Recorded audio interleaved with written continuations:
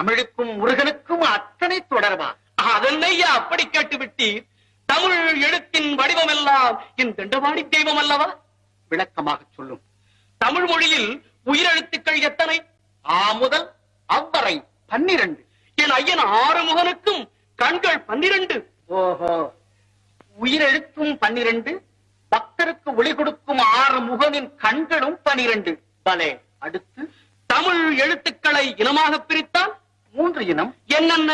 பல்லினம், மெல்லினம், இடையினம். அந்த 3 இனங்களில் 3 எழுத்துக்களை எடுத்துத்தான் என் கந்தவேலுக்கு முருகு என்று பெயரிட்டார்கள். முருகு என்றால் அழகு, இளமை, பெருமை, உயர்வு, முதுமை இல்லாமை, இன்னும் சொல்லிக்கொண்டே இருக்கலாம்.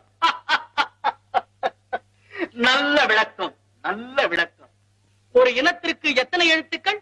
கச்சட தப்பற, ஞயன நமன, எரள வழல என்று இனத்திற்கு 6 எழுத்துக்களாக பிரித்தார்கள்.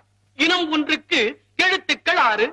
என் கந்தனுக்கும் சிரங்கள் 6. ஆஹா, இன்னும் சொல்லிக்கொண்டே இரும், நான் கேட்டுக்கொண்டே இருக்கிறேன். சிங்காரவேலனுக்கு சிரமும் கரமும் சேர்த்தால் 18. தமிழ் மொழியில் மெய்யெழுத்தும் 18. மொழியில் மட்டுமா? பார்க்கும் இடமெங்கும் நீக்கமர நிறைந்திருப்பவன் அல்லவா என் பாட்டுடை தலைவனான முருகன்.